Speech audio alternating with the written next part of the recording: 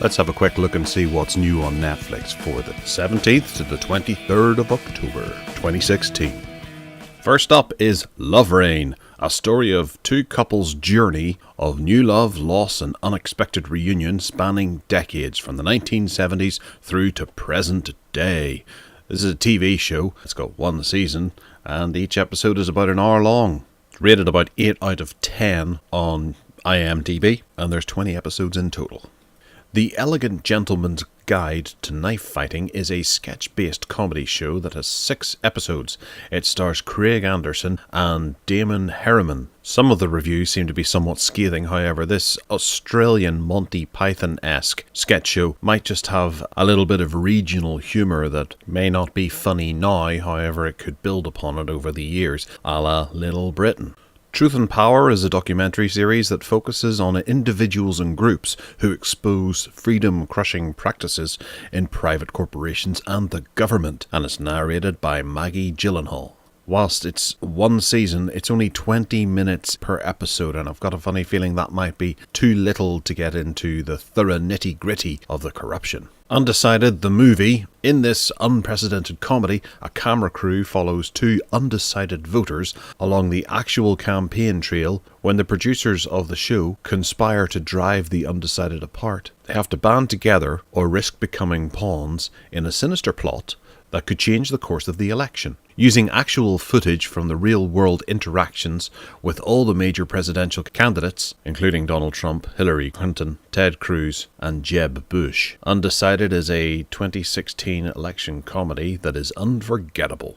Some reviewers seem to think that this is actually the best thing since sliced bread, so it might actually be worth checking into if you're very much looking for that political fill. Street Fighter: The Legend of Chun-Li. Why, oh why, can they not make a good Street Fighter film? Should be simple. Well, when a teenager, Chun-Li, witnesses the kidnapping of her father by a wealthy crime lord, M. Bison, she grows up and goes on a quest for vengeance and becomes a famous crime fighter of the Street Fighter universe. What effectively boils down to a Street Fighter character origin story just doesn't manage to gain any traction whatsoever. Even whenever you compare it to the Jean-Claude Van Damme one, at least it had enough silliness and style to make it stand out. This was just such a bland presentation with very little in the way of excitement, humour, or even just a cartoony feel. Harud, or Autumn, is the story of Rafik and his family that are struggling to come to terms with the loss of the older brother, Tarak, who was one of the several thousand young men who have disappeared since the onset of the militant insurgents in Kashmir. After an unsuccessful attempt to cross the border into Pakistan to become a militant, Rafik returns to an aimless existence until one day he accidentally finds his brother's old camera. This is a slow-moving, explorative drama that apparently works very well. Don't you just love wee Steven Seagal? Driven to Kill is one of many action thrillers from 2009 starring Mr. Seagal. This time, an ex-Russian mobster who is now a crime novelist must confront his past when his family is targeted by violence. Oddly enough, this is considered a little bit of a blip, in other words, downward trajectory of a career for Mr. Seagal. It gets pretty good reviews and is head and nose above the rest. That being said, it's probably just your standard direct-to-video action thriller. And we need those in our lives. Casa de Mi Padre has got to be one of the most take-it-or-leave-it comedies that exist out there. It stars Will Ferrell, take him or leave him. And it's a spoof of westerns and Spanish telenovelas featuring great lovers and all that kind of Mexican stuff. Obviously the appeal here is Will Ferrell doing his thing, which some people find funny, others don't, and to be honest, get sick of him doing the same man-child over-actor thing. I'll leave it up to you to decide if you want to watch this or not. Boy Eats Girl is a comedy with Samantha Mumba. Filmed in Ireland, just outside Dublin, this tells the story of a boy who declares his love for his girlfriend only to die the same night. He is brought back to life by his mother as a flesh-craving zombie who sires more teen undead while trying to control his appetite for his beloved. Honestly, this is actually pretty good.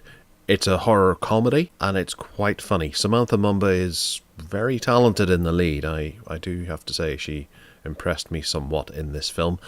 I don't remember it terribly well, but I remember coming away thinking, I'd watch that again if I saw it. I probably won't watch it again, but hey, it's filmed just down the road. Sinatunche, the Curse of the Alps. 3 lonely herdsmen, starved for female companionship, create the girl of their dreams from a broom, some straw, and a few rags. Add in an evil spell, and you've created Sinatunche. Their creation vengefully turns upon them. Honestly, this actually looks like a pretty decent horror film that harks back to the 1970s Euro horrors, the likes of Dario Argento or Lucio Fulci. With a title like The Curse of the Alps, I was expecting Mont Blanc to be chasing down bikini-clad women with a machete. However, this does seem to be more along the lines of Succubus, or one of those bedtime stories that were ever popular in Italian and French cinema. This film is, however, Swiss, and it's something that I would actually really quite like to see. It does look good. Have a look at the trailer. It looks fun. The Love Guru. Who knew that Mike Myers could make such a bad comedy? The Black Book. Romantic comedy with Brittany Murphy, Holly Hunter, Kathy Bates, Ron Livingstone, Julianne Nicholson, Racinda Jones, Arnold Schwarzenegger, Steven Seagal, Jean-Claude Van Damme, and Chuck Norris. Oh, no. Wait. Scratch those last 4. This is about a woman who snoops through her boyfriend's Palm Pilot in 2004, the Palm Pilot, and reveals his former girlfriends, which causes her to question why they are still listed in his little black book. Possibly because the Palm Pilot had a backup system maybe that was stored in a file, and he'd accidentally restored it back into the contacts and overwritten the original details. It's possible, if it had been a small black book that he had in his pocket that he kept with him at all times, and perhaps there was some evidence that he was still either in touch or stalking his ex-girlfriends to find out what their new numbers were so that he could keep them updated, and then perhaps using that cross-referencing with call logs on his mobile phone, and then being able to have some substantial evidence to bring against him, then perhaps, yes, I'll give you that. But given that it's just his contacts, I wouldn't go as far to say that it's worth basing a movie around. I mean, did she go behind his back and have a look in the Palm Pilot, figuring that they would possibly be there? Has he been cheating on her? Does she have any reason to go into the Palm Pilot to try and find this form of evidence that he is cheating on her? You know, that kind of invasion of privacy is actually worth dumping her over. So as the story goes, this psychotic mess of a woman, who actually happens to be a talk show producer, then decides to interview all of his ex-lovers, supposedly for an upcoming show, going as far to fake a project, get these women's hopes up that they were going to get a job at the end of it, and inviting them in for interview. I mean, what a psychopath! This is billed as a romantic comedy, not some psychological horror with Bill Moseley playing the girlfriend, which climaxed with Ron Livingstone being tied to a snooker table and having his skin shredded off with a potato peeler and fed to the girlfriends before they're dumped into bathfuls of acid to be dissolved without a trace. So, yeah, that's the Black Book on Netflix. The Intruders, that's one of many other films that have been called Intruders in the last 2 years. After her mother's death, a troubled girl and her father move into a new house where it's unclear whether the strange goings-on are all in her mind. I haven't seen it yet. Tom Sizemore and Miranda Cosgrove are in here. Doesn't necessarily mean it's going to be anything high quality. Kids comedy from 1991, Bingo, stars Dave Rachet and Cindy Williams. When Chucky's family moves, his parents refuse to allow his dog Bingo to come with them. Bingo begins a cross-country trip to find Chucky. Sounds awful. You'd leave your dog behind. That's terrible. The Sweetest Thing is a romantic comedy with Cameron Diaz, Christina Applegate and Selma Blair. After a brief nightclub encounter with a handsome real estate agent, a party girl and her best friend embark on a wild road trip to track him down. I have seen this film, and the only thing I can remember is a thing about bingo wings. That's it. Oh, and Tom Jane's in there as well. He's pretty cool, the guy from Deep Blue Sea. Other than that, couldn't tell you anything about it. As sad as I was at losing Robin Williams, you have to remember that he did make crap like this. Bicentennial Man, directed by Chris Columbus, who did the Harry Potter films, starring Robin Williams, Sam Neill, Embeth Davidtz and Oliver Platt. This should have been pretty good, but instead it was just dire. It was a flip side of Mrs. Doubtfire, and just not funny at all, ever. October Kiss, a romantic TV comedy movie set in Halloween, about a free-spirited woman who takes a temporary job as a nanny to a workaholic widower. As Halloween approaches, she shows the family there's a fun side to life.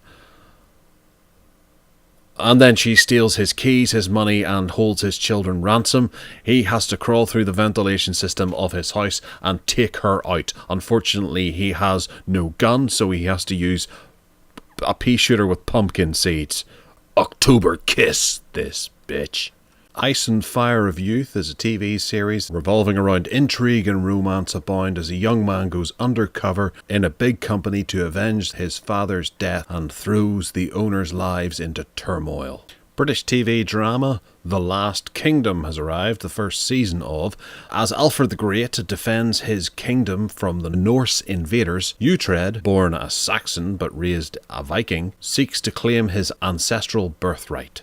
And the pick of the week for Netflix this week is Against All Odds with Jeff Bridges, Rachel Ward and James Woods. This competent crime thriller is about an ex-footballer who agrees to track down a sleazy nightclub owner's mistress. But when he finds the elusive woman in Mexico, he falls in love. It's a cracking thriller, this, with a terrific car chase between a Porsche 911 and a Ferrari. The locations are fantastic down around Tulum in Mexico, and James Woods provides a memorable turn, and it's impossible not to fall in love with Rachel Ward. Highly recommended.